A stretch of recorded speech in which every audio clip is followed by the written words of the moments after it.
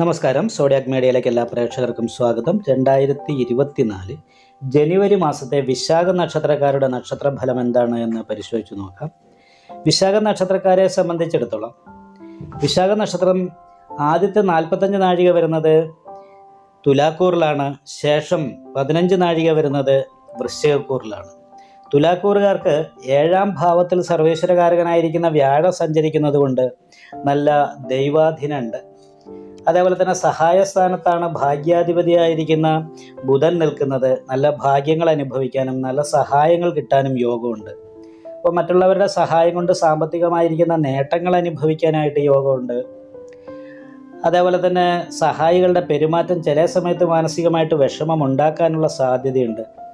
എങ്കിലും അനുകൂലമായിരിക്കുന്ന ഗുണഫലങ്ങൾ തന്നെയാണ് കൂടുതലായിട്ടുള്ളത്. കാരണം ശനി നിൽക്കുന്നത് 5ാം ഭാവത്തിൽ സ്വക്ഷേത്ര ബലവാനായിട്ടാണ്. അതേപോലെ തന്നെ രാഹു ഇഷ്ടസ്ഥാനത്ത് 6ാം ഭാവത്തിലാണ് നിൽക്കുന്നത്. അപ്പോൾ ഈ ഗ്രഹങ്ങളുടെയൊക്കെ സ്ഥിതി കാണുന്നത് അനുകൂലമായിരിക്കുന്ന ഗുണഫലങ്ങൾ അനുഭവിക്കാനായിട്ട് ഈ മാസത്തിൽ വിശാഖ നക്ഷത്രക്കാർക്ക് സാധിക്കും എന്നാണ്. കാരണം കർമ്മസ്ഥാന ശുദ്ധിയുണ്ട്. കർമ്മസ്ഥാനത്തിൻ്റെ കേന്ദ്രസ്ഥാനത്താണ് വ്യാഴം സഞ്ചരിക്കുന്നത്. അതുകൊണ്ട് തന്നെ തൊഴിൽ നല്ല അഭിവൃദ്ധി ഉണ്ടാകും. അതേപോലെ രക്ഷാസ്ഥാനത്താണ് 17ാം തീയതി വരെ ചന്ദ്രലഗ്നാധിപതിയായിരിക്കുന്ന ശുക്രൻ നിൽക്കുന്നത്. സ്വയം മുന്നിട്ടിറങ്ങി ചെയ്യുന്ന പ്രവർത്തികളിലൊക്കെ വിജയിക്കാനായിട്ട് യോഗമുള്ള സമയമാണ്. എന്നാൽ വീട്ടിൽ നിൽക്കുന്ന സമയത്ത് കുറച്ച് ദേഷ്യം, എടുത്തുചാട്ടം, വീട് വിട്ടു നിൽക്കാനിട വരിക, ഇങ്ങനെയുള്ള കാര്യങ്ങൾക്ക് യോഗമുണ്ട്. അതേപോലെ തന്നെ 12ാം ഭാവത്തിൽ കേതു നിൽക്കുന്നത് കാരണമുണ്ട് അനാവശ്യമായിട്ടുള്ള ചെലവ് വർദ്ധിക്കാനായിട്ട് സാധ്യതയുണ്ട്. കാൽപാദത്തിന് വേദന ഉണ്ടാകാനുള്ള സാധ്യതയുണ്ട്. ഞരമ്പ് സംബന്ധമായിട്ടുള്ള വേദന, കാലുവേദന, അതുപോലെ തന്നെ നടുവേദന, ഇങ്ങനെയുള്ള ചെറിയ രോഗാവസ്ഥ കാര്യങ്ങൾക്കും ഉദര സംബന്ധമായിട്ട് ഗ്യാസ്ട്രിക് പോലെയുള്ള രോഗങ്ങൾ ഉണ്ടാകാനും സാധ്യതയുണ്ട്. അത് കാരണം കൊണ്ട് നവഗ്രഹ പൂജ ചെയ്യുന്ന ക്ഷേത്രത്തിൽ കേതു പൂജ ചെയ്യുന്നത് മേൽപ്പറയപ്പെട്ട ദോഷത്തിന് പരിഹാരമാണ്. ബാധകാധിപതി 4 നിൽക്കുന്നത് കാരണം കൊണ്ട് ധർമ്മദൈവത്തിൻ്റെതായിരിക്കുന്ന കോപം കൊണ്ട് മാനസികമായിട്ട് ടെൻഷൻ ഉണ്ടാകാനും പൂർവ്വജന്മ ദുരിതം അനുഭവിക്കാനും യോഗമുള്ള സമയമായതുകൊണ്ട് ശിവക്ഷേത്രത്തിൽ യഥാശക്തി വഴിപാട് ചെയ്ത് ദൈവാധീനം വർദ്ധിപ്പിക്കാനായിട്ട് പ്രത്യേകം ശ്രദ്ധിക്കണം. വീട് വിട്ടു നിന്നിട്ട് തൊഴിലെടുക്കാനുള്ള യോഗമാണ്. വീട്ടിൽ നിൽക്കുന്ന സമയത്ത് അത്ര അനുകൂലമായിരിക്കുന്ന ഗുണഫലം പറയാനായിട്ട് സാധിക്കില്ല. എന്നാൽ നിവർത്തി സ്ഥാനാധിപതി ഭാഗ്യാധിപതിയോട് ചേർന്ന് നിൽക്കുന്നത് കൊണ്ട് ഭാഗ്യം കൊണ്ട് കാര്യങ്ങൾ ആഗ്രഹിക്കുന്ന രീതിയിൽ തന്നെ അനുകൂലമായി വരാനുള്ള യോഗമുണ്ട്. സാമ്പത്തികമായിരിക്കുന്ന വർധനവിന് ഈ സമയത്ത് യോഗമുണ്ട്.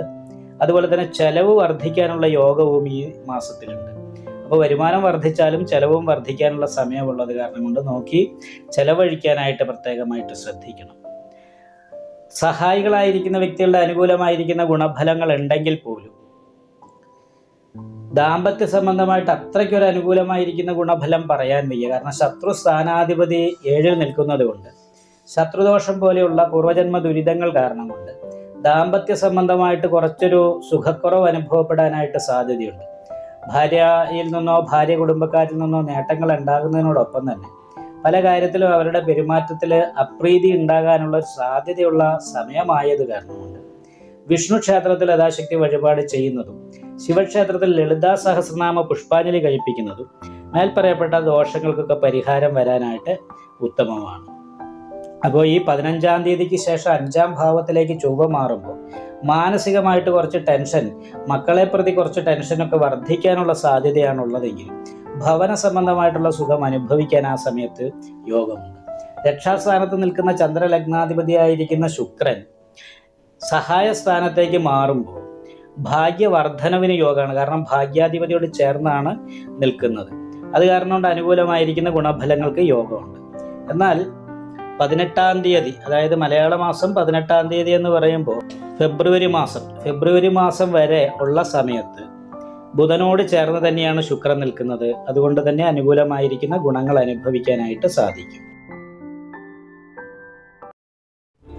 നിങ്ങൾക്ക് ഈ വീഡിയോ ഇഷ്ടപ്പെട്ടാൽ ലൈക്ക് ചെയ്യുക. നിങ്ങളുടെ അഭിപ്രായങ്ങൾ കമൻറ്റ് ചെയ്യാം. ജ്യോതിഷവുമായി ബന്ധപ്പെട്ട കൂടുതൽ കാര്യങ്ങൾ അറിയാൻ ഈ ചാനൽ സബ്സ്ക്രൈബ് ചെയ്യുക. ഞങ്ങളുടെ ഓൺലൈൻ കൺസൾട്ടൻസി നമ്പർ താഴെ ഡിസ്ക്രിപ്ഷൻ ബോക്സിൽ കൊടുത്തിട്ടുണ്ട്. ആവശ്യമുള്ളവർക്ക് കോൺടാക്റ്റ് ചെയ്യാവുന്നതാണ്.